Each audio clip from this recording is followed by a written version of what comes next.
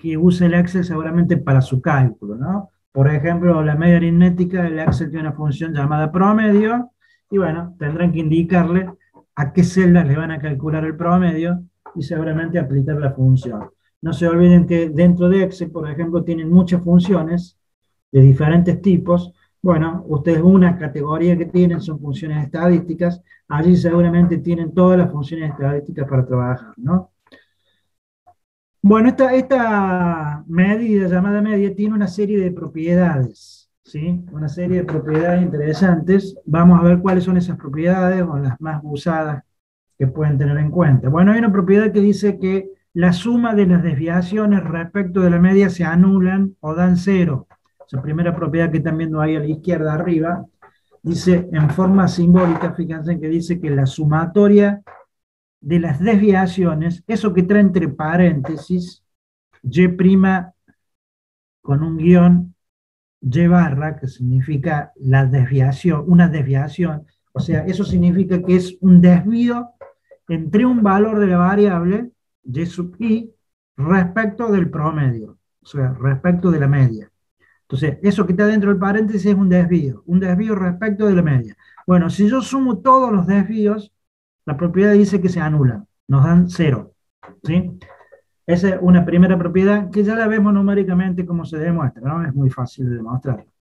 Hay otra propiedad que dice que si yo sumo todos los desvíos al cuadrado, no se anulan, pero me dan un valor mínimo.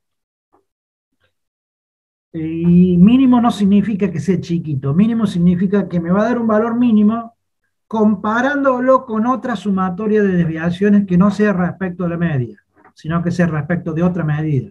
Por ejemplo, si yo hiciera la sumatoria de las desviaciones al cuadrado respecto de la mediana, no respecto de la media, seguramente me va a dar un valor más grande, ¿sí? Entonces la propiedad dice que yo puedo minimizar distancias al cuadrado usando la media. Ese es el significado de la propiedad, digamos. Después tenemos otra que dice que la media de una constante es igual a dicha constante. Acá la constante la llamamos K, o sea que la media de K es K, la constante misma. Otra propiedad que habla del producto de una constante por una variable, fíjense que dice que la media de I por K es igual a K por la media de I, o sea, a la constante por la media de la variable, ¿sí? Y por último tenemos una suma que dice que la media de la variable más una constante va a ser igual a la media de la variable más K. En realidad, fíjense en que la última propiedad, si yo aplicara distributiva, me quedaría media de I más media de K, pero por propiedad anterior, la media de K sabemos que es K. Entonces, en definitiva, cuando tengo que sumar, me quedaría media de I más K. Bueno, esas propiedades ténganlas en cuenta. Algunas las pueden aplicar. Fíjense que ahora vemos un ejemplo allí. Pero veamos la primera la propiedad. ¿Qué significa eso de que se anulan los desvíos?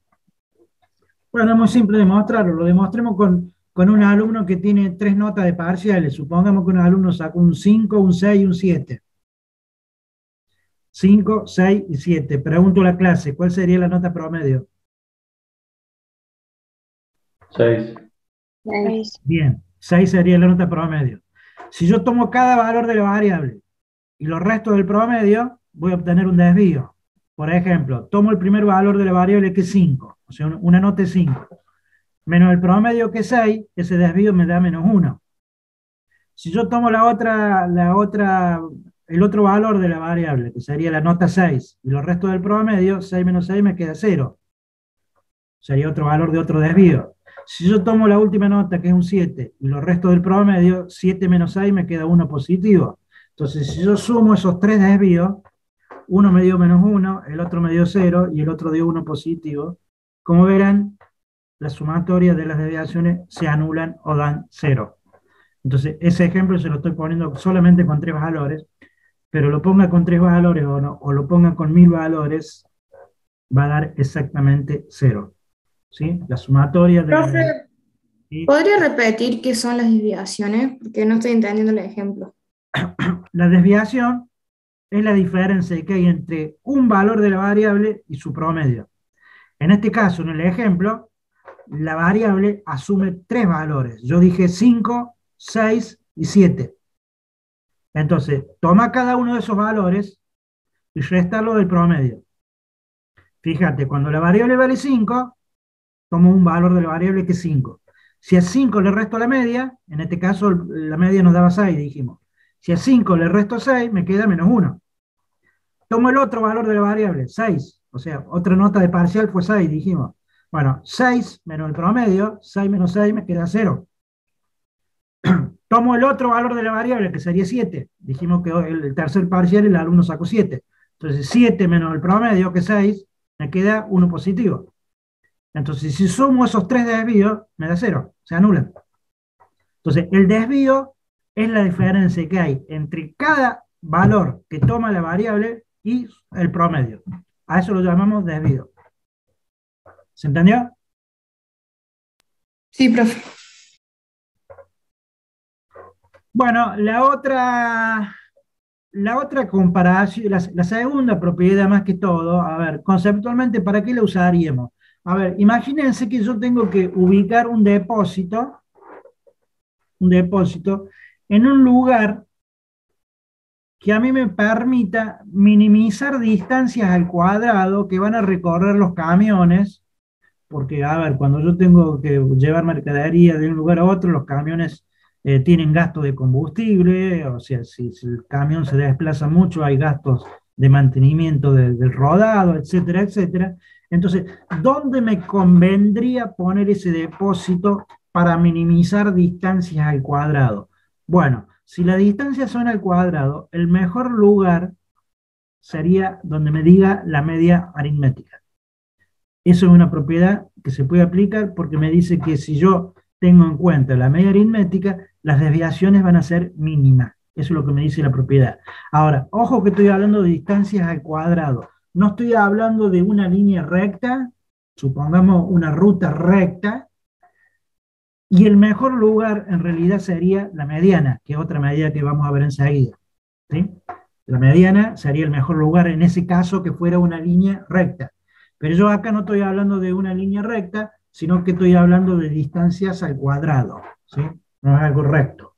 Entonces, cuando hay distancias al cuadrado, a tener en cuenta, el mejor lugar me lo asegura la media aritmética, y ese sería el significado de esta propiedad. Me asegura desviaciones mínimas. ¿Sí? Veamos el ejemplo de las últimas dos propiedades, que son bastante útiles. Bueno, imagínense que ustedes tienen una empresa, tienen un montón de empleados, un montón, qué sé yo, no sé, 1000 empleados, ¿sí?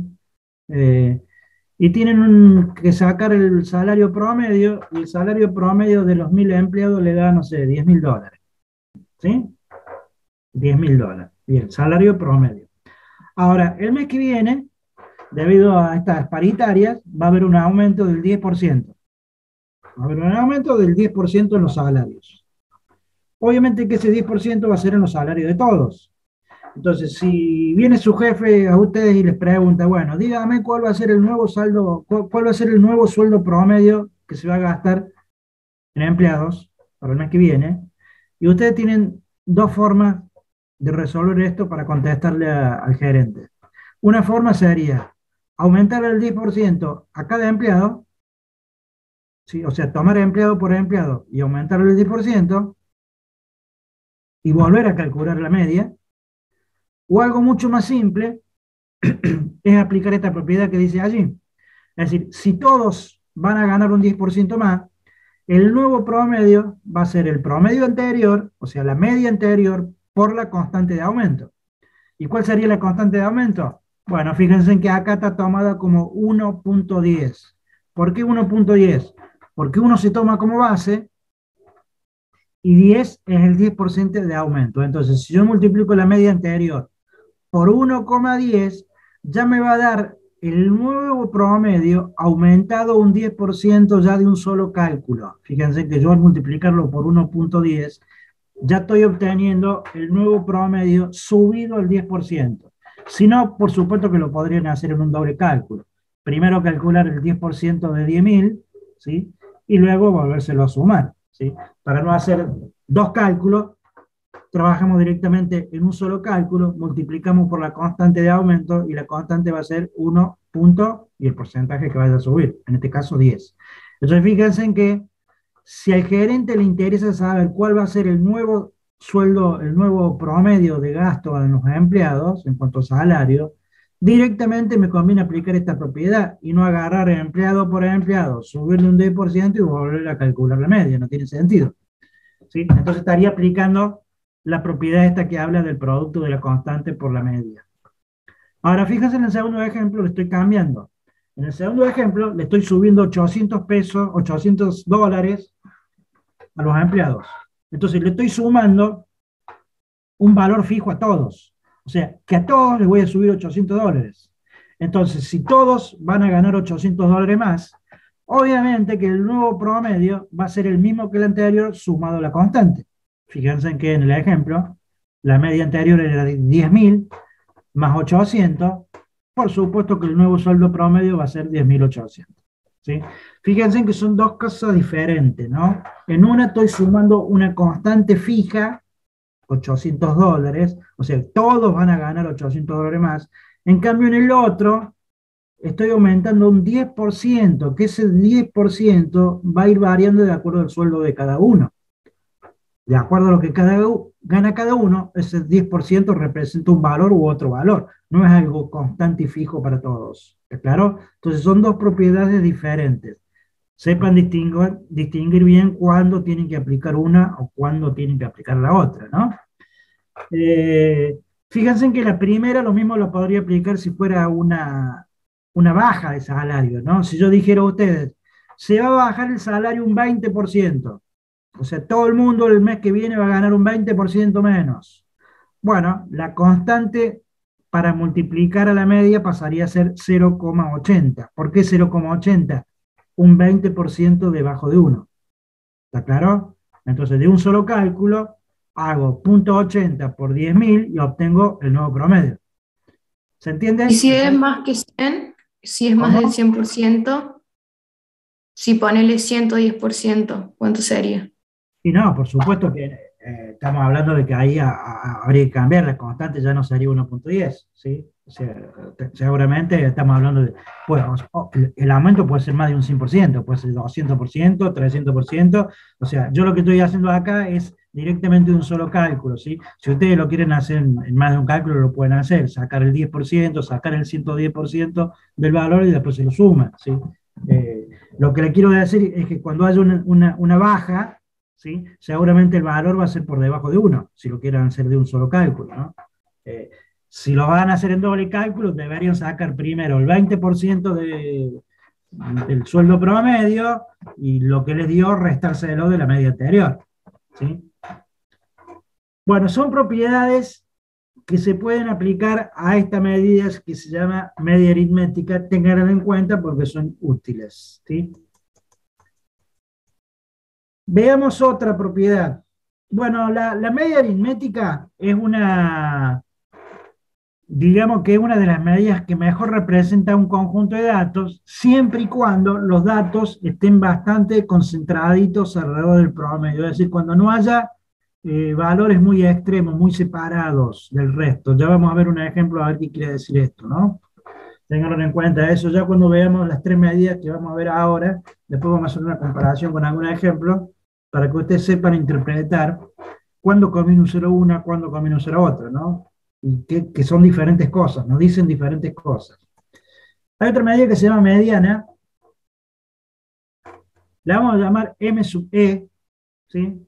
De ahora en adelante vamos a trabajar como si fueran la mayoría de estudios muestrales, ¿sí? Así que no vamos a diferenciar si es poblacional o muestral, ¿sí? Entonces, vamos a calcular la mediana. Y la mediana, las tres medidas que vamos a ver ahora, la media aritmética, la mediana y la moda, yo dije que pertenecen a la categoría que se llama medidas de posición.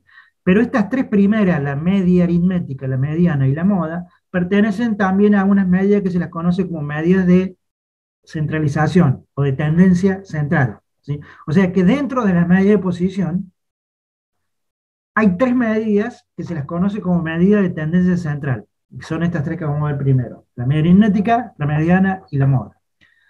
Para calcular la media aritmética, si uno tuviera que trabajarlo manualmente, hay que diferenciar si la serie de datos es una serie de datos par o una serie de datos impar. Es decir, si el conjunto de datos es par o impar.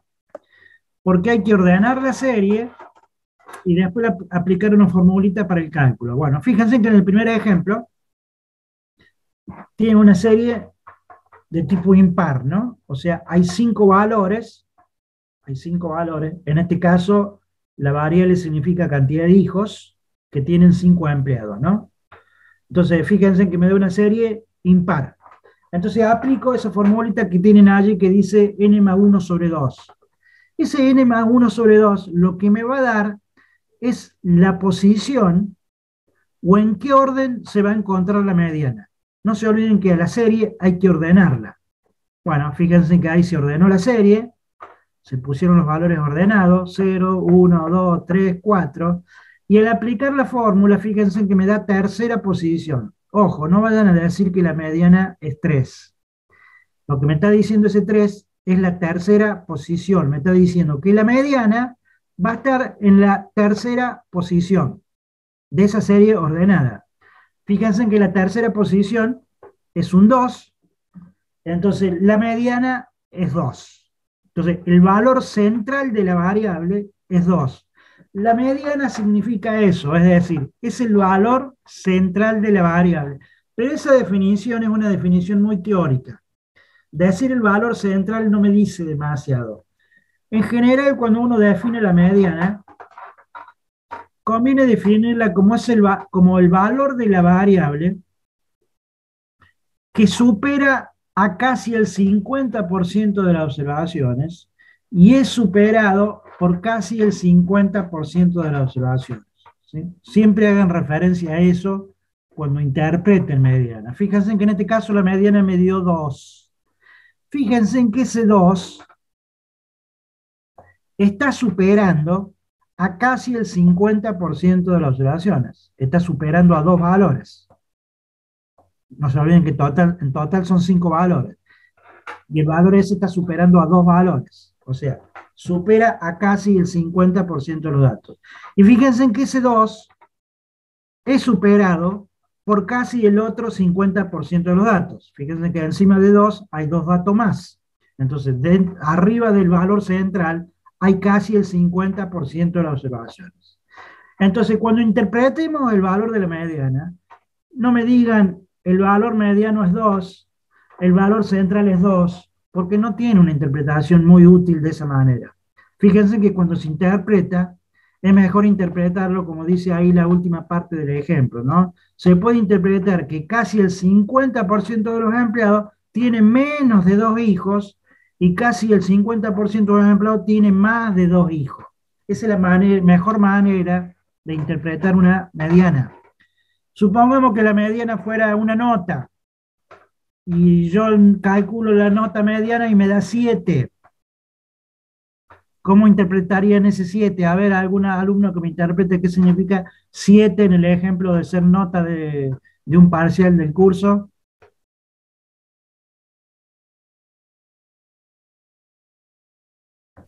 Que menos del 50% tiene 7 notas y más del 50% tiene más de 7. Claro, se podría decir que casi el 50% del curso sacó menos de 7 y casi el 50% del curso sacó más de 7.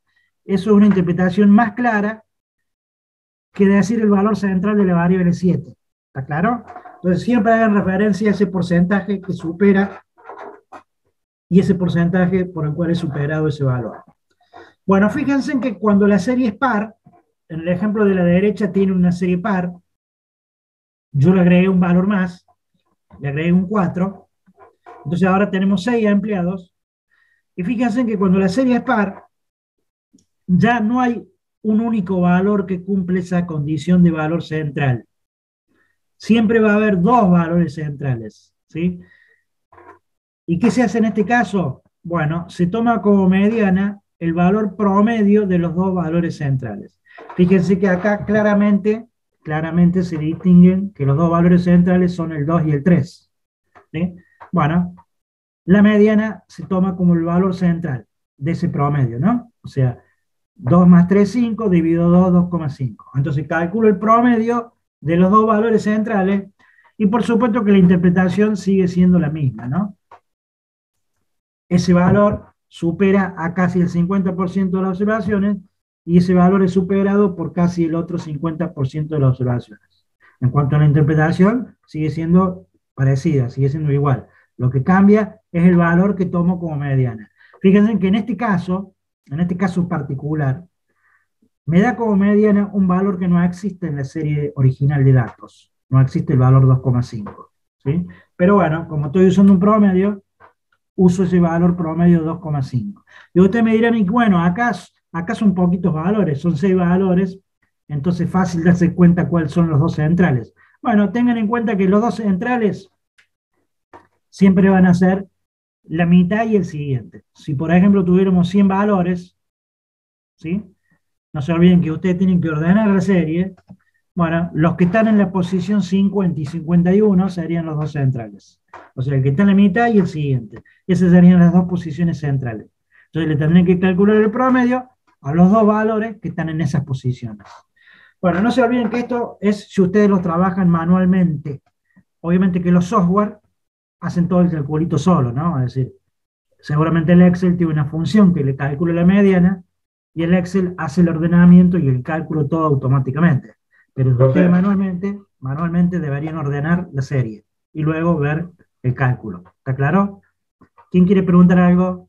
yo quería preguntar, cuando la serie es par, no podemos aplicar entonces la formulita, ¿no? De n más uno sobre dos. No, n más 1 sobre 2 la aplica cuando es impar. Cuando es Perfecto, par, toman el valor promedio de los dos centrales. perfecto. Gracias. Al menos de la forma que estamos viendo hoy la clase con valores, digamos, de la variable en forma de lista, ¿no? Después ya vamos a ver por allí otro método la semana que viene, cuando trabajemos con las tablas de frecuencia, que hay otra manera de calcularse. Pero como por software van a trabajar como si fuera una serie simple, voy a dedicar toda la clase de hoy a verlo de esta manera, ¿sí? Ojo que este ejemplo sirve para pocos valores o para muchos. Lo que pasa es que si son muchos valores, bueno, tendrá que ordenar los 100 valores, los 1000 valores y ver cuáles son los dos que están en las dos posiciones centrales, por ejemplo. Claro, bueno, eso un software lo hace automáticamente. El Excel lo hace solo. Ustedes buscan la función que le calcula mediana, que se llama mediana, ¿sí? La función se llama mediana, le dirán el rango de celda al cual le van a calcular la mediana y le obtiene la mediana. No se olviden que en el parcial yo voy a evaluar esta primera parte del parcial con la aplicación Excel y obviamente que van a tener que aplicar las funciones que correspondan del Excel, ¿no? Así que pongan a verlo bien, ¿eh? Vamos a otra medida llamada moda o modo, otra medida de posición y también de tendencia central. Moda o modo la vamos a llamar M sub D o M sub O, la pueden ver como M sub O de moda.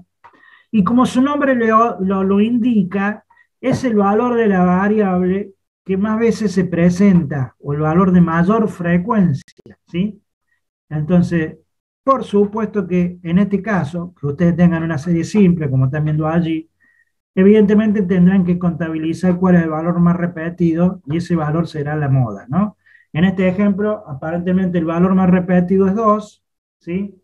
Entonces, la moda es 2, y bueno, tienen que saber interpretarlo, ¿no? En este ejemplo, 2 significa que es la cantidad de libros más frecuente que se retiran. En este ejemplo habla de 20 personas que van a una biblioteca a retirar libros.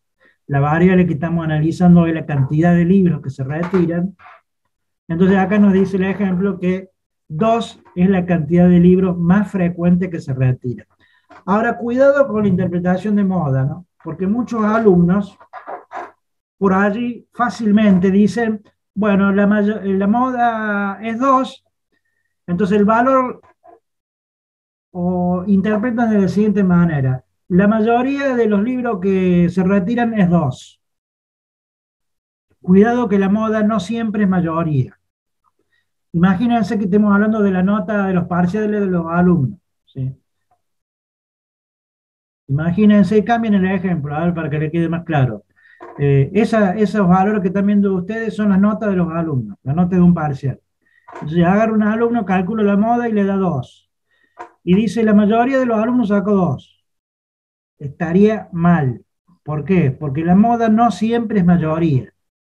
No se olviden que el término mayoría significa seguramente la mitad más uno. O sea, si yo tengo 20 personas, para hablar de mayoría tienen que ser 11 o más valores, ¿sí? Entonces, si 11 alumnos o más alumnos sacaron un 2, ahí sí yo podría decir la mayoría sacó 2. Pero si no cumple el concepto de mayoría, no digan la mayoría. Digan un gran número de alumnos sacó 2. O 2 es una nota muy frecuente, pero no digan automáticamente mayoría. Cuidado, no siempre la moda es mayoría. A veces puede ser mayoría, pero a veces no es mayoría, ¿sí? Entonces, mayoría, el término mayoría siempre hace referencia a la mitad más uno, ¿sí? Si ¿Y un cómo se calcula, profe, la moda? Y usted tiene que contabilizar allí, en este caso tiene que ver manualmente y contabilizar cuál es el valor más frecuente, ¿sí? Obviamente que un software como el Excel, tiene una función que se la calcula. Entonces ustedes van a seleccionar la cantidad que quieran de celdas y el Excel le va a devolver cuál es el valor más repetido.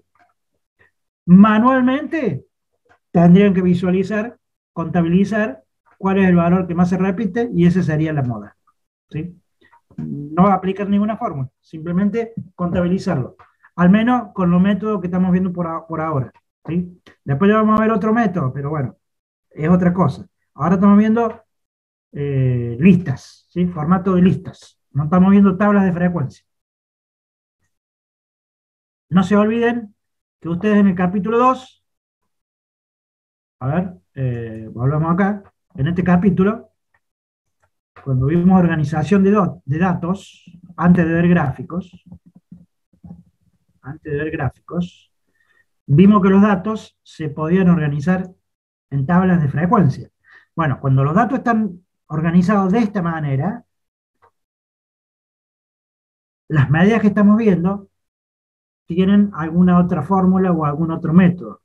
Todavía no estamos viendo eso, estamos viendo series simples. Fíjense que, por ejemplo, en este ejemplo,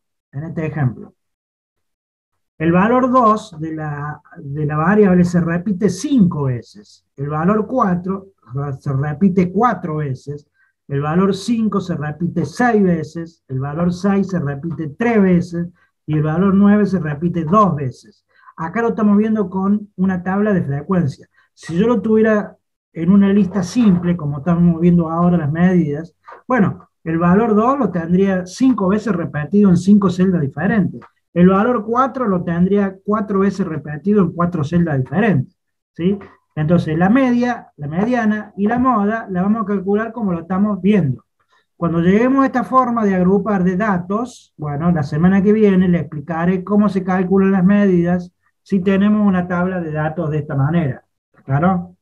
No estamos trabajando con una tabla de frecuencia, estamos trabajando con una lista de valores. A lo que voy que esa lista puede ser cortita o puede ser muy grande, ¿sí? Evidentemente, para el Excel no interesa si es muy grande. Usted aplica la función, ya sea media aritmética, la función mediana, la función moda, le dice a qué celda se le va a calcular y el Excel se la calcula, se la obtiene, y hace todo solito. Bueno, eso sería la moda. Por supuesto que cada una tiene sus diferentes interpretaciones y ahora veamos un poquito con un ejemplo qué conviene usar en cada caso. A ver, imagínense la siguiente situación. Yo tengo una pequeña pyme y 5 de ustedes, 5 de mis alumnos son empleados, ¿sí?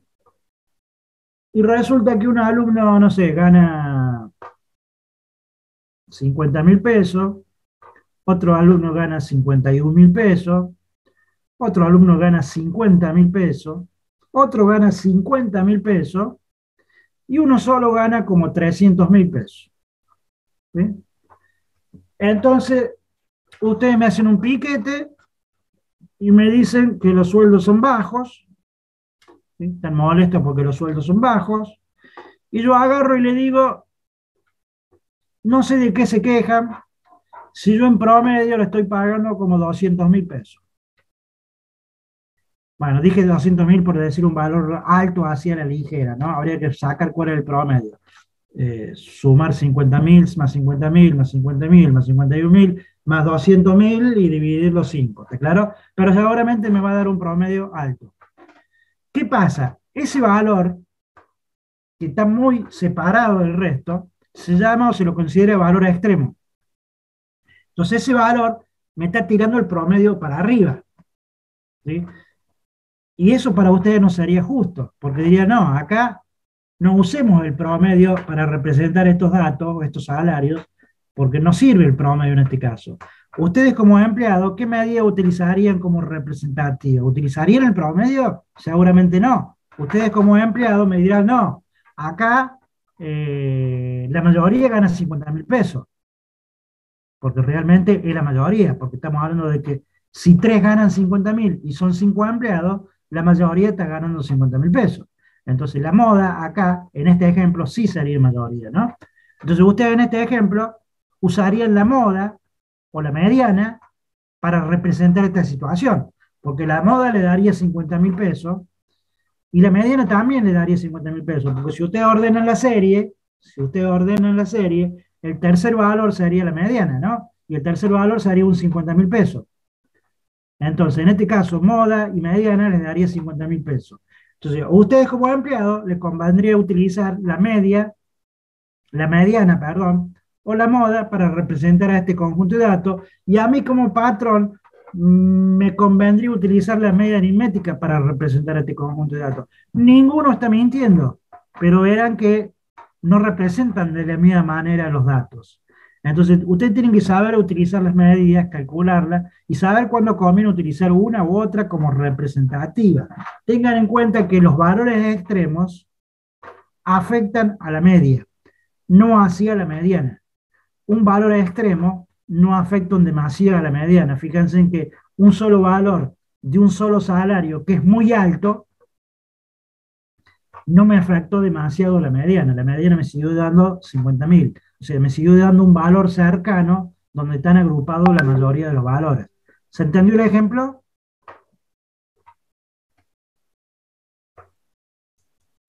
Sí, profe. Bueno, entonces esas tres medidas son llamadas medidas de tendencia central que están dentro de las medidas de posición. Ahora, hay otras medidas que se las conoce como cuantiles o fractiles. Cuantiles o fractiles. Y dentro de estas medidas, seguimos dentro de medida de posición, ¿no? Dentro de estas medidas, llamadas cuantiles o fractiles, hay algunas que se llaman cuartiles, reciben el nombre de cuartiles, las vamos a llamar con la simbología de la letra Q. Q significa cuartiles. Hay otras que se llaman deciles, ¿sí? La vamos a llamar con la letra D, de deciles. Y hay otras que se llaman percentiles, la vamos a llamar con la letra P, de percentil. Bueno, estas medidas dividen a la distribución en partes iguales. Recuerden que la mediana dividía la distribución en dos partes iguales. Recuerden que la mediana era el valor que estaba justo al medio, y dividía la distribución en un 50% prácticamente para cada lado, ¿no? Bueno, los cuartiles van a dividir a una distribución en cuartos, o sea, en cuatro partes iguales. Quiere decir que entre cuartil y cuartil yo voy a tener un 25% de observaciones. O sea, la distribución la divido en cuatro partes iguales y cada parte tiene un 25% de observaciones. ¿Cuántos cuartiles voy a tener? Bueno, voy a tener 3 cuartiles. Cuartil 1, cuartil 2, cuartil 3. Va a haber 3 cuartiles que va a dividir la distribución en 4 partes, ¿sí? Para calcular estas medidas, tenemos que ordenar la serie. Es algo muy parecido a lo que hicimos recién con mediana, ¿sí? Entonces, fíjense en que también tenemos que tener en cuenta si la serie es par o impar. Fíjense en que hay, en el caso de la izquierda, están aplicando una formulita para el caso de que sea una serie par. K va a significar el cuartil que quiero calcular, y fíjense que eso va multiplicado a n sobre 4, ¿no? En el caso de la mediana, obviamente que eso era n sobre 2. Bueno, acá va a ser el cuartil a calcular, multiplicado por n sobre 4. En el caso que sea impar la serie, va a ser el cuartil a calcular por n más 1 sobre 4. Parecido al proceso de mediana, pero acá estamos hablando de cuartiles. Bueno, ahí planteamos un ejemplo. Hay que ordenar la serie. Fíjense que en el primer ejemplo de la izquierda tenemos una serie par, son 8 personas. Estamos trabajando la altura, la variable significa altura. Ordenamos los 8 valores de la variable y se pretende calcular el tercer cuartil. Se quiere calcular Q sub 3, ¿sí? El tercer cuartil. Entonces aplicamos la fórmula, o sea, reemplazamos K por el tercer cuartil, vamos a llamar 3. Fíjense en que K pasa a ser 3, el tercer cuartil, por 8 sobre 4. No se olviden que N significa el tamaño de la muestra, o sea, la cantidad de observación, en este caso 8, dividido 4. Entonces, si aplicamos la fórmula, no se olviden que esto me da una orden, una posición, ¿no? No me da el cuartil definitivo, sino que me va a dar la posición donde se va a encontrar el cuartil 3. Entonces, la posición es 6, el orden es 6, entonces, si la serie está ordenada, me fijo qué valor está en la sexta posición. En este caso, el valor que está en la sexta posición es 1,70. Entonces, acabamos de encontrar el cuartil 3. El cuartil 3 es 1,70. ¿Cómo se interpreta? Bueno, piensen que el cuartil 3 lo que me dice es que debajo del cuartil 3 está prácticamente el 75% de los datos. Y por encima del cuartil 3 está el 25% de los datos, ¿sí? Entonces, de esa manera se interpreta. En este ejemplo, yo puedo decir que casi el 75% de las personas miden menos de 1,70, o podría decir casi el 25% de las personas miden más de 1,70. O sea, tienen una interpretación parecida a la mediana, pero con otros porcentajes, ¿no? Piensen que el cuartil 2 me debería dar exactamente la mediana, o sea que el cuartil 2 coincide con la mediana, porque el cuartil 2 me estaría indicando que por debajo de ese valor está casi el 50% de los datos, y por encima de ese valor está casi el otro 50% de los datos. Si tuviera que calcular el cuartil 1, ¿qué me diría el cuartil 1? Que por debajo de ese valor está casi el 25% de los datos, y por encima casi el 75%. O sea que la interpretación entre el cuartil 1 y el cuartil 3 son a la inversa, ¿no? Cuando calculo el cuartil 3, por debajo de ese valor está el 75%. En cambio, cuando calculo el cuartil 1, por debajo está solo el 25%. Y viceversa cuando calcule el cuartil 3 para arriba o el cuartil 1 para arriba, ¿no? Entonces, me separa la distribución en 4 partes iguales de un 25% cada parte, ¿no? No se olviden que el cuartil es un valor de la variable. No me vayan a querer decir en este ejemplo el cuartil es 6. 6 es la posición donde va a estar el tercer cuartil. ¿Se entendió el modo de cálculo? ¿Sí? Bueno, fíjense que cuando la serie es impar, tienen el ejemplo de la derecha, ¿sí?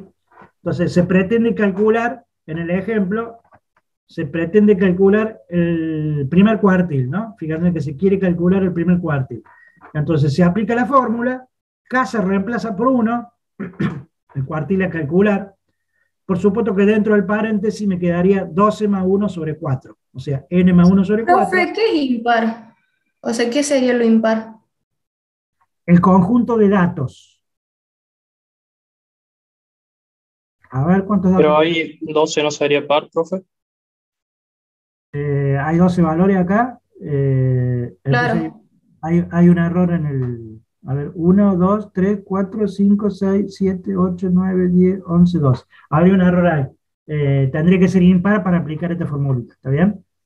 Bien, O sea, cuando la serie es impar, es como mediana, ¿no? N más 1 sobre 2 hacían mediana, bueno, acá van a ser N más 1 sobre 4. ¿Está claro?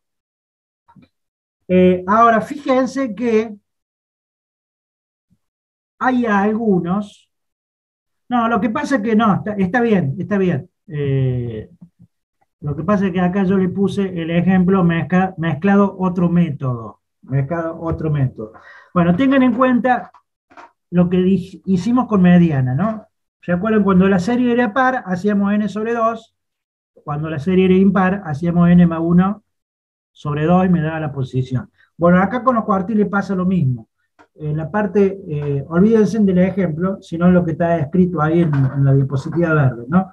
Cuando es par, ¿sí? Tienen que aplicar 4 por n sobre 4, k por n sobre 4, como dice allí. Y cuando es impar, tienen que aplicar 4 por n más 1 sobre 4, como dice allí. Está claro, ¿no? Lo que pasa es que el primer ejemplo coincide con eso.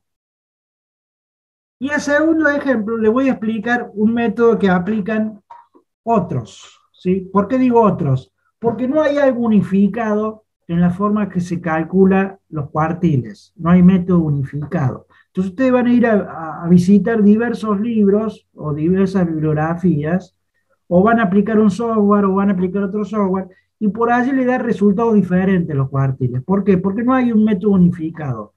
Algunos, por eso le expliqué le he puesto este segundo ejemplo, algunos utilizan siempre la formulita que están viendo allí, K por n más 1 sobre 4. No importa que la serie sea par o impar. ¿Está claro? Entonces, no importa que la serie sea par o impar. Aplican siempre K por n más 1 sobre 4. Fíjense que en este ejemplo se lo estoy planteando para una serie par. Ustedes originalmente, si la serie es par, hubieran aplicado lo primero que vimos, ¿no? Hubieran aplicado el ejemplo de la izquierda. Bueno, fíjense que acá le estoy enseñando que pueden aplicar para una serie par, también hacer K por n más 1 sobre 4. Y fíjense que en este caso particular, si aplicáramos eso, fíjense que me da un orden con decimales. Fíjense que el orden que llego es 3,25. ¿Sí? Me da un orden con decimales, no me da orden tercero ni orden cuarto. Me da 3,25. ¿Qué querría decir esto? Que si la serie está ordenada, fíjense que en el orden, en la tercera posición tengo un 28, ¿no? Tercera posición tengo un 28. En la cuarta posición tengo un 33. Entonces, si el orden correcto es 3,25, seguramente el cuartil, el primer cuartil que yo estoy calculando, debería ser un valor que esté entre 28 y 33.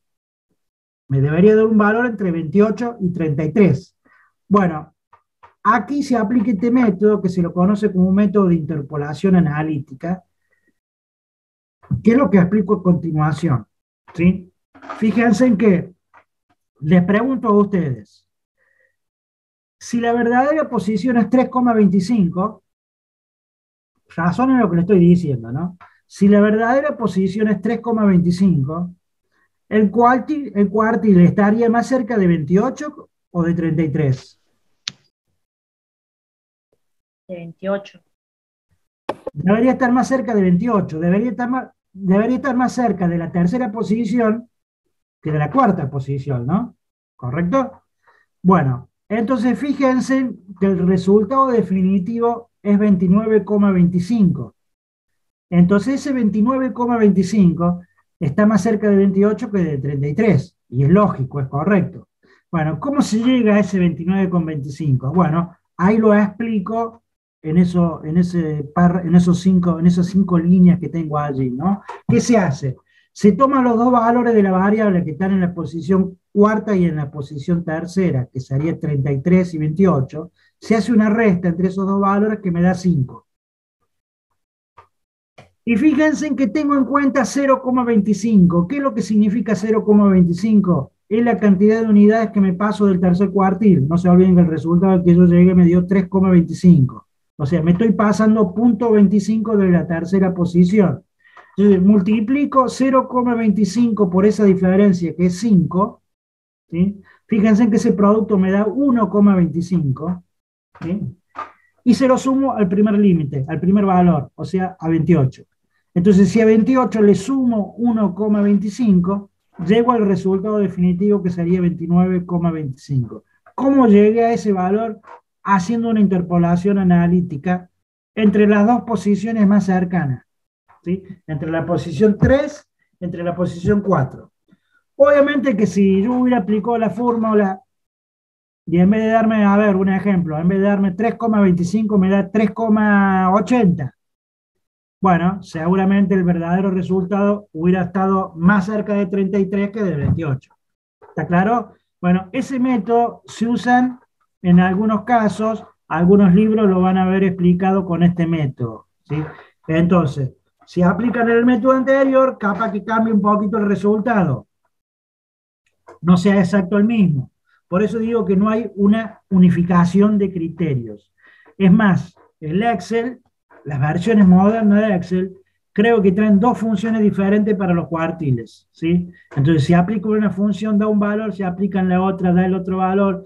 Es decir, si incluye el valor o no lo incluye, es decir, da un valor aproximado. Bueno, a tenerlo en cuenta, porque depende del software que utilicen, por ahí le cambia un poquito el resultado. Obviamente que no debe ser muy grande el cambio, ¿no? Pero le puede dar valores diferentes.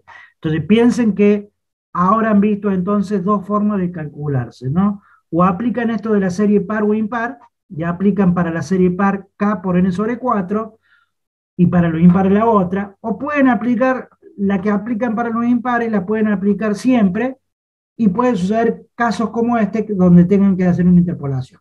¿Se entendió? ¿Queda claro?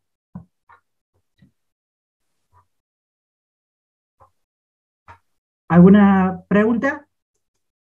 ¿Vamos bien? Profe, este método que si hacemos siempre sumarle n más 1, Sí. ¿es más preciso o no? O...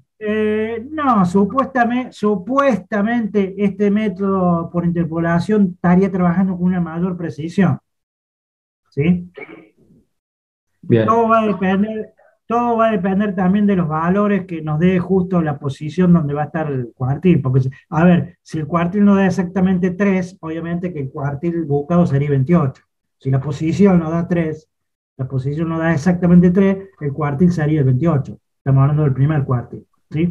Pero bueno, no se olviden que lo que dice el concepto es que por debajo de ese valor al que llegan, debería estar no más del 25% de los valores. Fíjense, ustedes llegamos a 29,25, ¿no? Veamos este ejemplo. Nos dio 29,25. En la serie original, ¿cuántos valores hay menores a 29,25? Fíjense que hay 3 valores menores a 29,25. El 28, el 26 y el 26. O sea, hay 3 valores de 12. Bueno, fíjense en cuánto representa 3 en 12. Hagan el cálculo. ¿Cuánto significa 3 en 12? el 25%. 25%, ¿sí? O sea que no se pasa del 25%, es lo que dice el significado del cuartil, ¿sí? O sea, cuando mucho, el 25% de las observaciones son menores, en este caso, a 29,25. ¿Sí? O sea que analicen eso también. Si lo quieren comprobar numéricamente, debería darse eso, ¿no? De que no más del 25% de los datos deberían estar por debajo de ese valor que llegaron. 29,25 en este caso. Bueno, seguimos. Fíjense en que los deciles es muy parecido, ¿sí? Después se lo dejo en todo caso para que lo analicen ustedes un poquito. Es muy parecido, pero es dividido 10. O sea, como los cuartiles lo dividen en 4 partes, los deciles la van a dividir en 10 partes. Bueno, fíjense en que lo que se usa es lo mismo que vimos recién, nada más que n va dividido 10. Por supuesto que si la serie es par, hacen k por n sobre 10. Si la serie es impar, hacen k por n más 1 sobre 10. ¿Sí? Obviamente usan un caso o el otro. Por supuesto que acá van a tener 9 deciles, es decir, ¿cuántos cuartiles había? Había 3 cuartiles, cuartil 1, cuartil 2, cuartil 3. Dijimos que el cuartil 2 era igual que la mediana.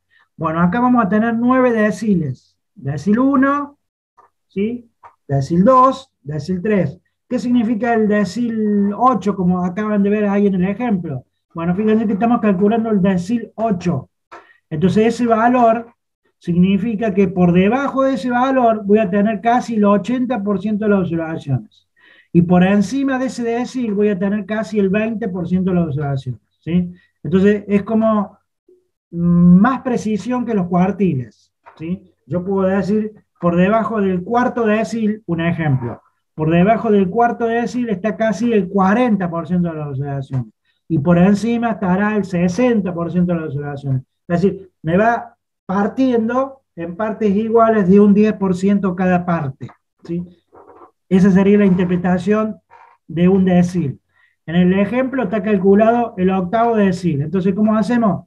8 multiplicado por la cantidad de observaciones, que en este ejemplo es 20, dividido 10, porque estoy calculando deciles, me da 16.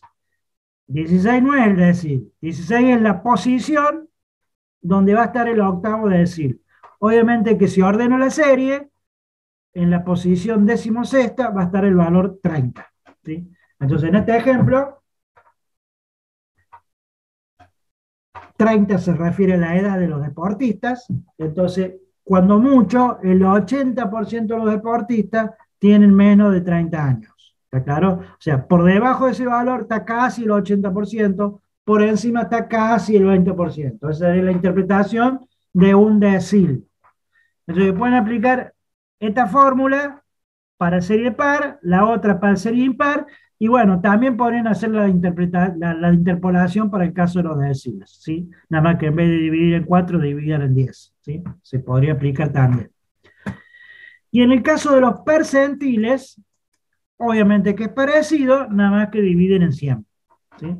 Obviamente que para el caso de la serie par, usan K va a ser el percentil que se quiere calcular, por n sobre 100, y si la serie es impar, hacen K por n más 1 sobre 100. Bueno, ahí tiene un ejemplo de cómo se calcula el percentil 15. Cuando yo estoy calculando percentiles, digo que debajo de ese percentil está ese porcentaje, ¿no? Por ejemplo, si estoy calculando el percentil 15, digo que, bueno, el 15% de la observación está debajo de ese valor, y el 85% de las observaciones restantes está por encima de ese valor. En este caso ese valor sería 25, ¿no? Estoy calculando el percentil 15. Entonces hago 15 por 20 sobre 100. Me está diciendo que en la tercera posición va a estar el percentil 15. Si ordeno la serie, la tercera posición es un 25, entonces 25 es el valor del percentil 15 en este ejemplo. ¿Está claro? O sea que para calcular mediana, para calcular cuartiles, para calcular deciles o para calcular percentiles, tienen que ordenar la serie y aplicar la formulita para ver en qué posición va a estar la mediana, o va a estar el cuartil, o va a estar el decil, o va a estar el percentil. Obviamente que con un Excel aplicarán la respectiva función. El Excel tiene funciones de cuartiles, me parece que decil no tiene la función que calcula un decil, sí tiene la función que calcula cuartiles, ¿sí? Hay otro software que calculan percentiles también, hay versiones de Excel por allí que lo puede calcular y hay versiones que no. Vean qué versión tienen ustedes, busquen la función correspondiente, ¿está claro? Y reitero, no se asusten si llegan a un valor que manualmente le dio un poquito diferente, ¿sí? Puede ser un método diferente de cálculo. En general, cuando usted entra en una función de Excel, podrían ir a la ayuda de la función, y en las ayudas de la función le suele decir qué fórmula está aplicando a esa función. ¿Está claro? Para que vean y confirmen. Pregunta con las medidas de posición. Acabamos de ver todas las medidas de posición, o sea, media aritmética, mediana, moda, cuartiles, deciles y percentiles. Son todas medidas de posición. Tienen que saberla calcular, saber qué significa conceptualmente cada una de ellas. saberlas interpretar en forma práctica, ¿no? Y recuerden que las tres medidas eran medidas de tendencia central, media, mediana y moda. Las otras son de posición únicamente. ¿Alguna inquietud? ¿Alguna pregunta?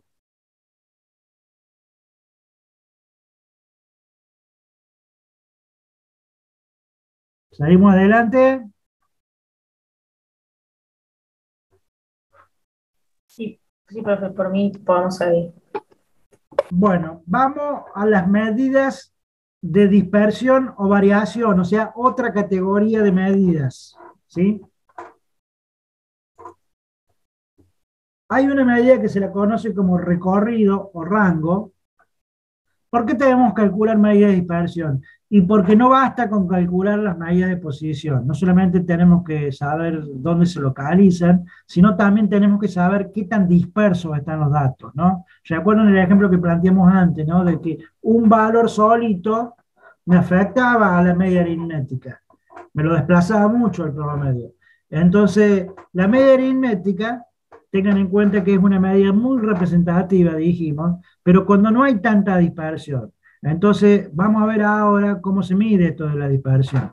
Entonces, la medida básica de dispersión se llama rango o recorrido, la vamos a llamar R, y lo que me mide esta medida, el rango recorrido, es la amplitud total de una serie.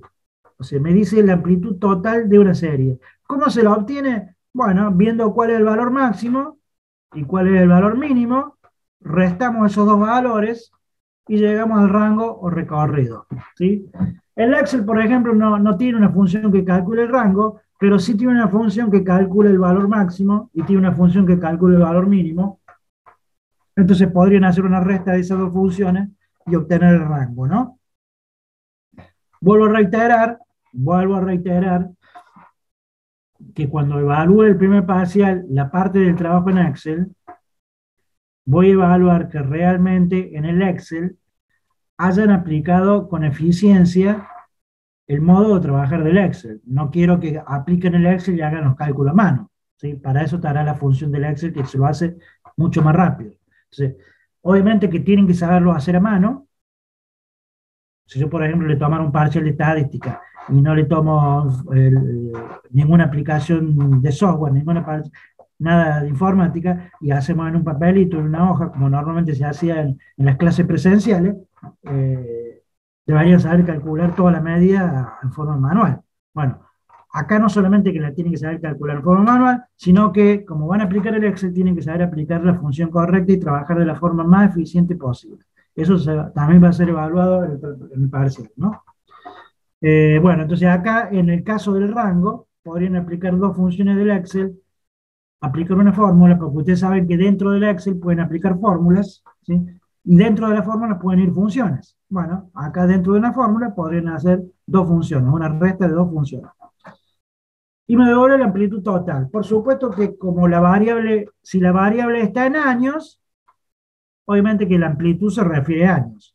Como en este ejemplo la amplitud habla de pulgadas, bueno, la variable evidentemente es el diámetro en pulgadas en este ejemplo.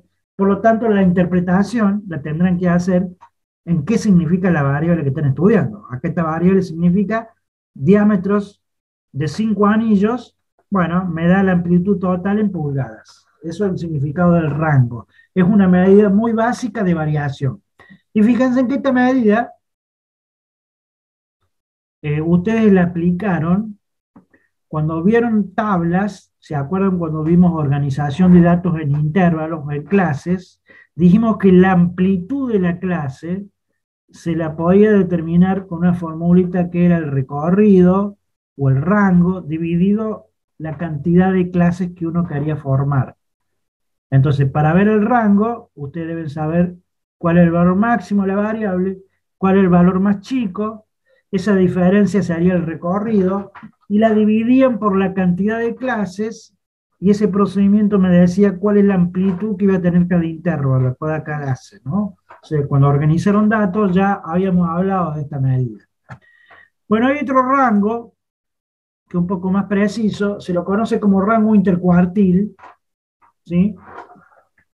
Y fíjense que para calcular este rango intercuartil se trabaja con el cuartil tercero y el cuartil primero, ¿no? No se olviden que entre cuartil y cuartil, dijimos que había un 25% de observaciones. Entonces, entre el cuartil 3 y el cuartil 1 hay un 50% de observaciones. Bueno, lo que me da este rango es el 50% central de los datos. No se olviden que el cuartil 1, para abajo yo tengo un 25%. Del cuartil 3 para abajo tengo un 75%. Entonces quiere decir que entre estos dos cuartiles tengo un 50% central de los datos. Bueno, esto lo que me mide es eso, es decir, me mide una dispersión del 50% central de los datos. Entonces, fíjense que en este ejemplo me da 4,5 unidades el rango intercuartil.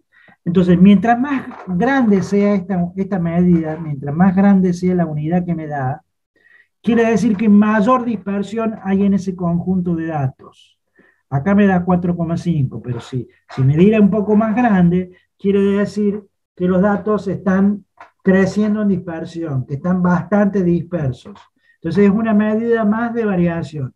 Si ese valor chico, quiere decir que hay poca dispersión. Y si va creciendo, quiere decir que va habiendo bastante dispersión, ¿sí?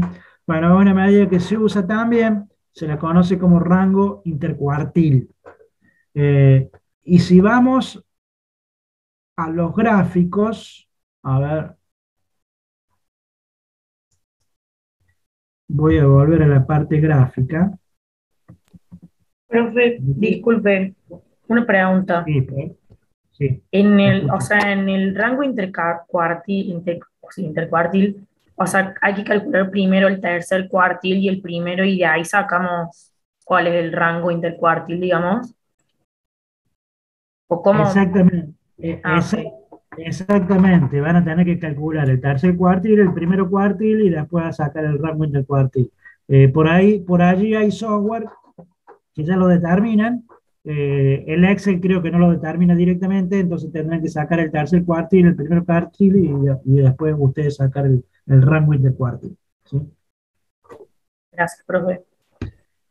Fíjense, cuando vimos gráficos, la clase pasada, no recuerdo si le expliqué o vimos este último gráfico llamado diagrama de caja y bigotes. ¿Vimos este gráfico?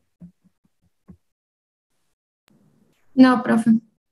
Bueno, este gráfico que están viendo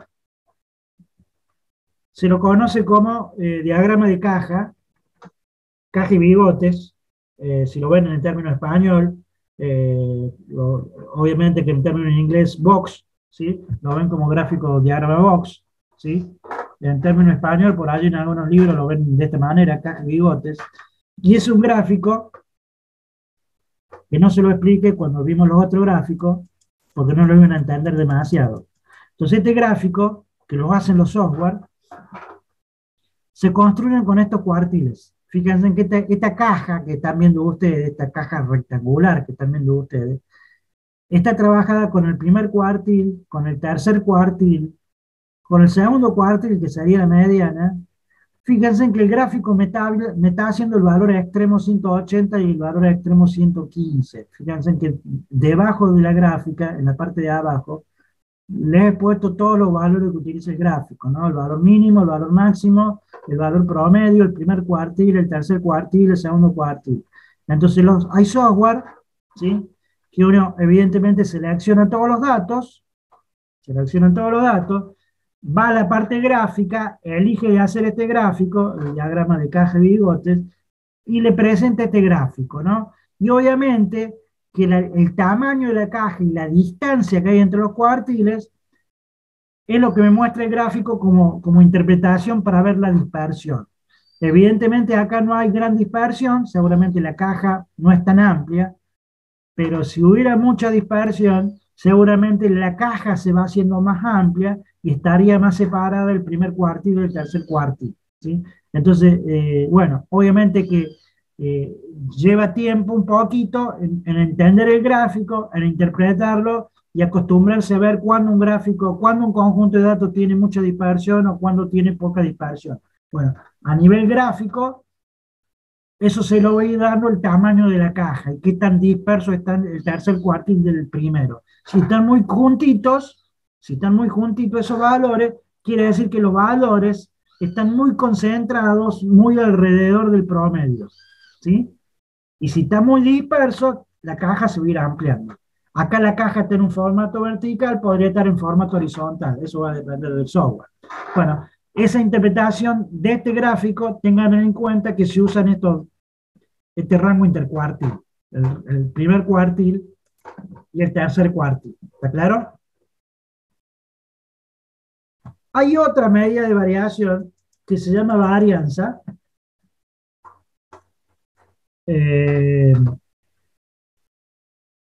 Explico varianza, explico desviación y por hoy terminamos con estas dos medidas. La clase que viene vamos a terminar lo que es medida descriptiva y lo que sería la unidad 3, ¿no? Entonces explico varianza. ¿Qué es lo que es la varianza? Bueno, conceptualmente, la varianza es un promedio de desviaciones al cuadrado. Conceptualmente o teóricamente, se puede decir que es un promedio de desviaciones al cuadrado. Bueno, acá pasa lo mismo, ¿no? Recuerden que cuando calculamos la media, yo le dije que si la media era poblacional la íbamos a llamar mu, con letra del alfabeto griego, y que si la media era muestra la íbamos a llamar x barra, o sea, la media de una muestra. Bueno, acá hacemos la misma diferencia. Si la varianza es poblacional, o sea, estoy trabajando con toda la población, la vamos a llamar sigma al cuadrado, como están viendo allí. O sea, una letra del alfabeto griego al cuadrado, ¿sí? Y fíjense en que la simbología es una sumatoria de desviaciones respecto de mu al cuadrado, todo dividido el tamaño de la población. A esta fórmula se la conoce como fórmula teórica o definicional, porque es exactamente lo que dice la definición. Yo recién les dije la definición y les dije, la varianza es un promedio de desviaciones al cuadrado respecto de la media aritmética. Entonces ahora sí vamos a la fórmula. ¿Qué significa un promedio? Cuando yo tengo una sumatoria de valores, dividido una cierta cantidad de valores, estoy calculando un promedio. ¿Estamos de acuerdo? Ahora, fíjense que en el numerador estoy sumando una serie de desviaciones al cuadrado, dividiendo por la cantidad total, o sea, dividiendo por el tamaño de la población que es n. Entonces, lo que estoy calculando es un promedio. Por eso la definición dice, es un promedio de desviaciones al cuadrado respecto de mu, respecto de la media. Ahora, la formulita que tienen a la derecha es una fórmula de cálculo más rápida. Entonces, en vez de aplicar la fórmula definicional o teórica, uso una fórmula más desarrollada que a los efectos prácticos es más rápido. Fíjense en que dice sumatoria de los x al cuadrado dividido el tamaño de la población menos mu al cuadrado, ¿sí? Entonces, para el cálculo, es más fácil aplicar esa segunda fórmula que la primera. ¿Por qué más fácil o más rápido? Y porque piensen que en la primera, en la teórica, tienen que sacar cada desvío, a cada desvío elevarlo al cuadrado, sumar todos los desvíos y recién dividir por el tamaño de la población. En cambio, en la otra, no hace falta sacar cada desvío, simplemente trabajan con los valores de la barrera del cuadrado, dividen por el tamaño de la población y lo restan de mu al cuadrado, ¿sí? Eso en cuanto a si la media fuera poblacional, si la varianza fuera poblacional, perdón. Ahora, si estoy trabajando con una muestra, la vamos a llamar S al cuadrado. No sigma al cuadrado, sino x al cuadrado. Cuidado que el Excel, por ejemplo, tiene una función que calcula la varianza poblacional y tiene otra función que calcula la varianza de una muestra. Ustedes tendrán que saber si están trabajando con toda la población o están trabajando con una muestra, para ver qué aplican, ¿no? Bueno, fíjense en que según la fórmula teórica, la varianza de la muestra sería la sumatoria de las desviaciones al cuadrado respecto de x barra, no solamente estoy trabajando con una muestra, todo dividido n menos 1. Esa sería la fórmula teórica. La fórmula de cálculo rápido podría ser la que tienen abajo. O sea, suman los valores de x al cuadrado, le restan el tamaño de la muestra multiplicado por la media al cuadrado, dividen en n menos 1. ¿Sí? Bueno, fíjense que en el ejemplo, están trabajando con una muestra y aplican la fórmula de cálculo rápido de la varianza de la muestra, ¿no? Fíjense, se usarán los datos con información de la cantidad de viajes semanales que hace al interior el supervisor de una empresa de semillas. Entonces ahí tienen los valores de 5 viajes, ¿sí? Los valores que asume la variable, 2, 3, 1, 0 y 4. Bueno, se pide calcular la variación, la varianza de esta muestra, entonces se aplica la fórmula de cálculo rápido.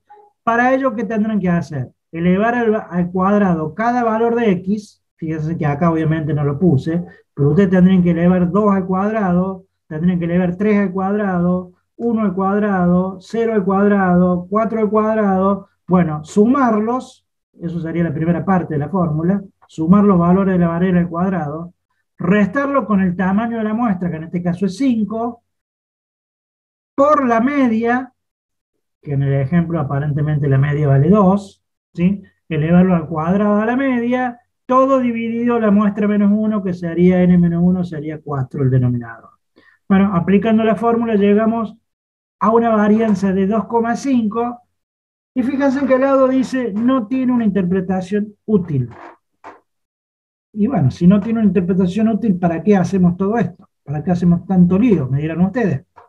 Bueno, tengan en cuenta que cuando no había software, cuando no había Excel, cuando no había esto de la informática, obviamente que se trabajaba con fórmulas y cálculos manuales. Y la varianza se obtenía de esta manera, pero no tiene una interpretación útil. ¿Por qué no tiene una interpretación útil? Porque estoy trabajando con valores de la variable al cuadrado, así estoy trabajando con un orden superior de la variable. Entonces no tiene una interpretación útil. Imagínense, a ver, le cambio el ejemplo. Supóngase que estuviera trabajando con las alturas de las personas y la variable sería altura en metros. No sé, un alumno puede tener 1,70 metros, otro puede tener 1,80 metros, otro 1,85, es decir, altura en metros. Si yo tuviera que calcular la varianza de esta manera, esos metros deberían elevarse al cuadrado. Entonces el resultado que voy a llegar no tendría una interpretación útil, porque estoy trabajando con metros al cuadrado, no tendría interpretación. Pero ¿qué pasa? Para calcular la desviación estándar, que es otra medida que vamos a ver enseguida, que lo están viendo ahí abajo, esa medida sí es muy útil, sí tiene una interpretación, sí es muy importante, y para obtenerse esta medida, primero se calculaba la varianza, y la raíz cuadrada de la varianza sería la desviación estándar. Entonces, se debería calcular primero la varianza, y al resultado de la varianza le aplicamos la raíz cuadrada, en este ejemplo, le aplicaría la raíz cuadrada a 2,5, y me daría como resultado la desviación estándar, que esa medida sí es muy importante, y me da un promedio de dispersión de valores respecto de la media. Me dice qué tan disperso en promedio están los valores respecto de la media aritmética. Entonces la desviación estándar sí es muy importante, pero manualmente primero se calcula la varianza, se le aplica la raíz y se obtiene la desviación estándar. En los software modernos, el Excel por ejemplo, tiene una función que me calcula la varianza y tiene otra que me calcula la desviación. Es decir, si yo le pido calcular la desviación, no hace falta que calculen primero la varianza y luego la desviación. Aplica la función respectiva y listo. ¿Está claro? Pero en formato manual, uno primero calculaba varianza y luego aplicaba la raíz cuadrada. Los software usan funciones independientes y se calcula directamente la función que uno quiere calcular. ¿Está claro? Bueno, sí, escucho. ¿Por qué, o sea, no se podría para calcular la desviación estándar hacer un promedio de las desviaciones? O sea, ¿por qué no es lo mismo, digamos? Ahora lo vemos a eso, dame 2 minutitos y lo terminamos a ver. ¿Sí? Dale. Bueno, fíjense que como la media también tenía propiedades, bueno, la varianza también tiene algunas propiedades interesantes. Una dice que la varianza es una medida no negativa, o sea, o es cero o es positiva. No existe varianza negativa. O sea, si ustedes llegan a una varianza negativa, revisen el cálculo porque no puede dar nunca en forma negativa.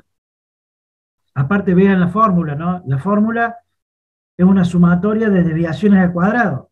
Por lo tanto, nunca podría dar negativo. Yo puedo tener un desvío negativo, pero al elevarse al cuadrado pasa a ser positivo. Y tiene que ver con lo que acaba de preguntar el alumno recién. ¿Sí? Ya lo vemos bien, pero tiene que ver con eso.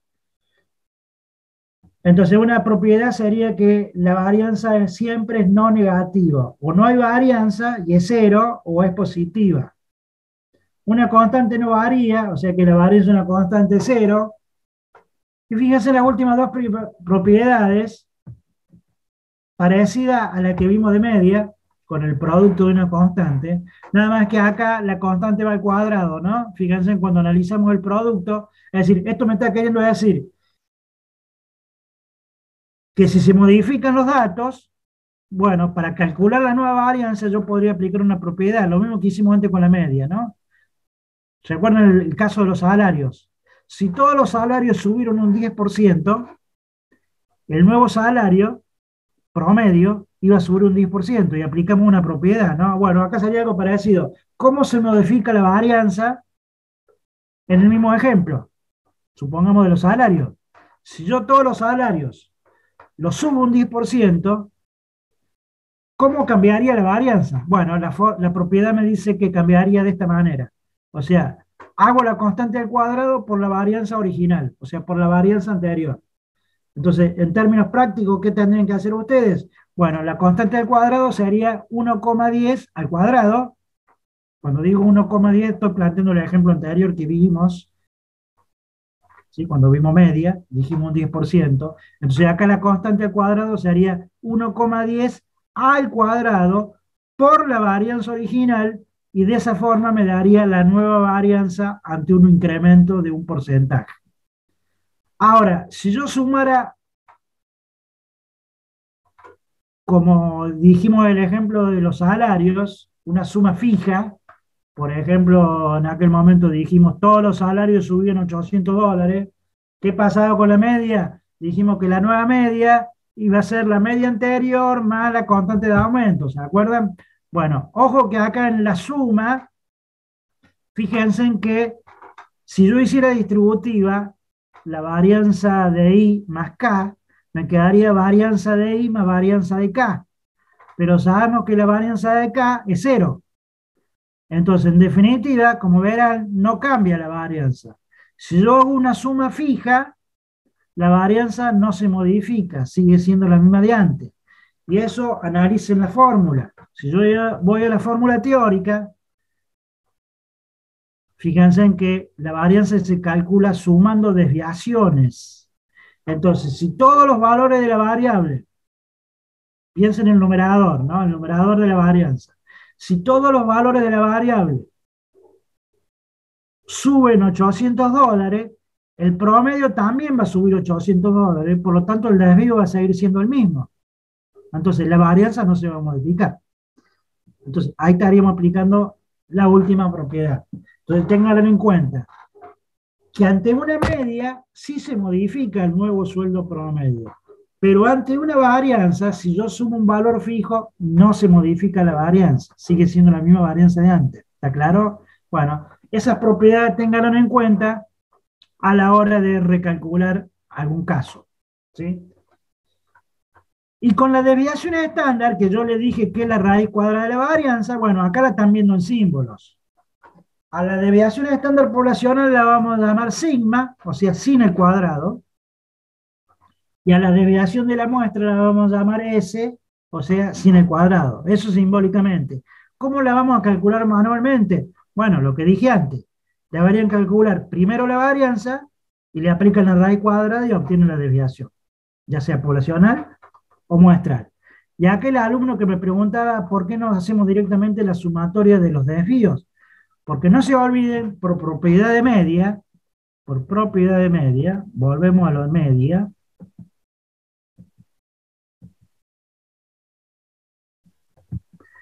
que la primera propiedad de media decía que si yo sumo todas las desviaciones, se me anulan siempre. Entonces siempre se me van a anular, salvo que la esté elevando al cuadrado. Porque vamos al caso del alumno que sacó un 5, un 6 y un 7. ¿Se acuerdan cuando dijimos la sumatoria de los desvíos se anulaban? Bueno, si yo aplicara eso, permanentemente se va a anular y permanentemente la varianza me daría 0, o la desviación me daría 0. Y en realidad no es 0 porque hay dispersión. Para que me dé 0, las 3 notas del alumno deberían ser 6. Entonces, si yo tomo cada nota y el resto del promedio, siempre sería 0. Pero acá no es 0 el desvío, porque en una ocasión el alumno sacó 5 y respecto de 6 hay una dispersión. En otra ocasión el alumno sacó 7 y respecto de 6 hay una dispersión, ¿sí? Entonces, para que no se me anulen permanentemente y siempre me dé 0, es que le elevamos al cuadrado y tomamos sumatoria de desviaciones al cuadrado. Luego le sacamos la raíz cuadrada. Eso sí lo hacemos manualmente, ¿sí? Como vamos a trabajar con un software, directamente aplicarán la función que les calcula. Por ejemplo, en el Excel, la función var_p le calcula la varianza de una población, la función var le calcula la varianza de una muestra, la función desbestpep que calcula la desviación estándar de una población, y la función desbest le calcula la desviación de una muestra. Es decir, cada uno tiene su respectiva función, entonces no hace falta que calcule una varianza para luego calcular una desviación, ¿sí? Eso en cuanto a los software. En forma manual, yo les explico cómo se lo obtiene a la desviación estándar. Primero obtienen la varianza y luego obtienen la desviación estándar, ¿sí? Fíjense que acá tienen un pequeño ejemplo, ¿sí? Con los mismos números de antes, ¿no? La varianza nos había dado 2,5, le aplicamos la raíz cuadrada y llegamos a la desviación estándar, que es 1,58. La desviación estándar sí tiene una interpretación muy útil, y lo que me está diciendo es cuánto en promedio se alejan los valores de la media aritmética, ¿sí? Fíjense que ese 1,58 es una dispersión promedio que hay en la cantidad de viajes. Me están dando un promedio de dispersión respecto del promedio. Si yo tuviera, por ejemplo, trabajando la nota de los alumnos, y la nota promedio me diera 7. Bueno, este valor me está diciendo que en promedio hay una dispersión de 1,58 respecto de la nota promedio de los alumnos, que es 7. Es decir, que cuando la desviación estándar es muy pequeña, quiere decir que los datos están muy juntitos, están muy concentrados, y la media aritmética es muy representativa. Cuando este valor de desviación es muy grande, quiere decir que la media aritmética no es tan representativa porque hay mucha dispersión en los datos. ¿Está claro? ¿Se entiende? Entonces, por eso es importante no solamente calcular las medidas de posición, sino saber también qué tan dispersos están los datos. Y esta es una de las mejores medidas para medir dispersión, la desviación estándar. ¿Se entiende? ¿Ya claro?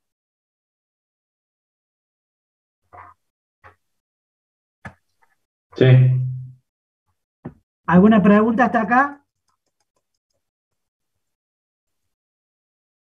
¿Vamos bien?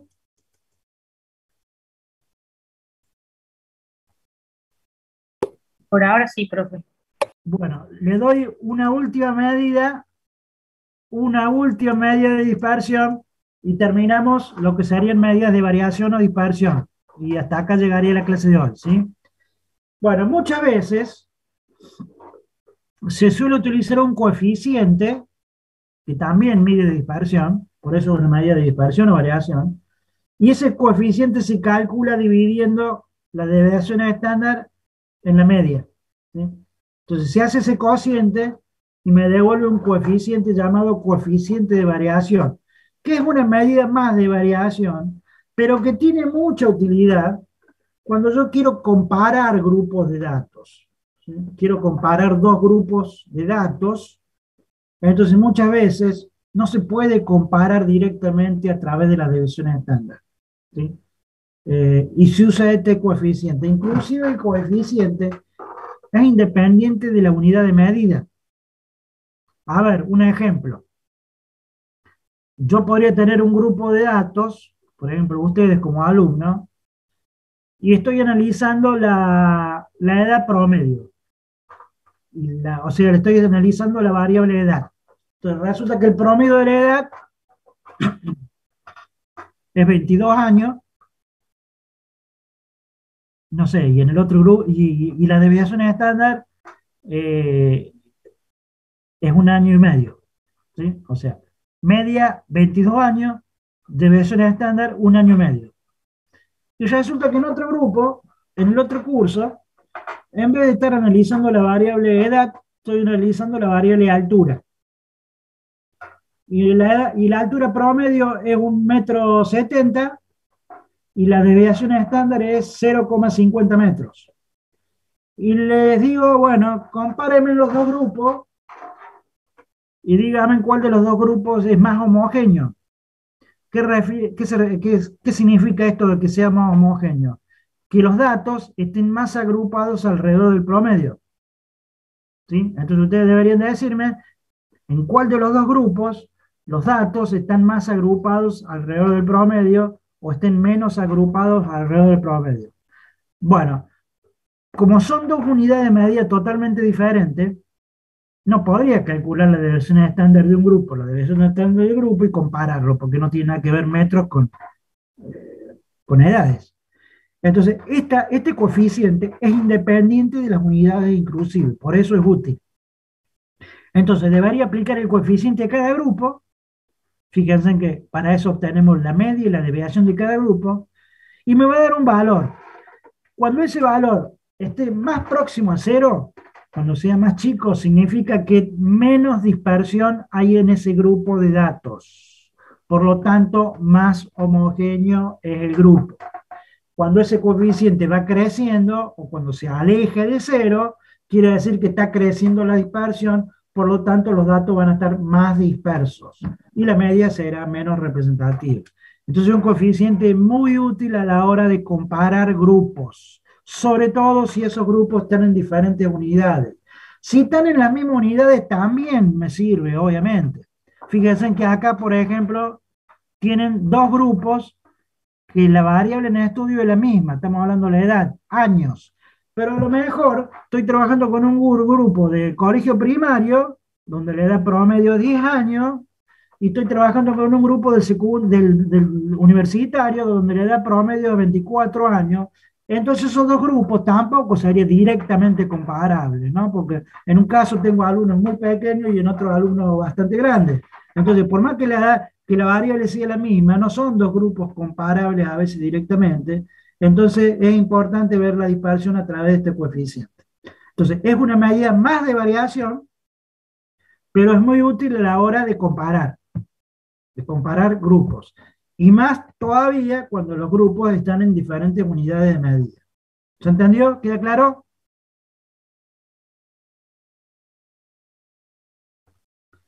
Bueno, preguntas, inquietudes. Si no hay preguntas o inquietudes, hasta acá llegaría la clase de hoy. Tienen bastante para practicar, buscar de hacer ejercicios, ¿sí? Aplicar el Excel. Yo di un material que lo considero como base para que lo trabajen. Está en ustedes tenerlo o no tenerlo, pero allí tienen mucha ejercitación, muchas respuestas, mucho aplicación Excel, como para que lo puedan trabajar. Vuelvo a reiterar, el libro que yo puse y con el que yo trabajo es un libro que yo lo considero base para el aprendizaje. Está en ustedes tenerlo, comprarlo o no tenerlo. Aquel que no lo quiera tener, bueno, buscará bibliografía alternativa que yo he puesto en la modalidad académica, y en la bibliografía alternativa podrán, no sé, buscar en biblioteca, ver ejercicios, ver teoría, etcétera, etcétera. ¿Está claro? Están ustedes cómo trabajan. Bueno, si no hay preguntas, los libero, y al que tenga alguna pregunta los escucho. Chao, profe, hasta luego. Bueno, Muchas gracias, profe. Gracias, hasta la profe, nos vemos. próxima. Chao, profe, gracias.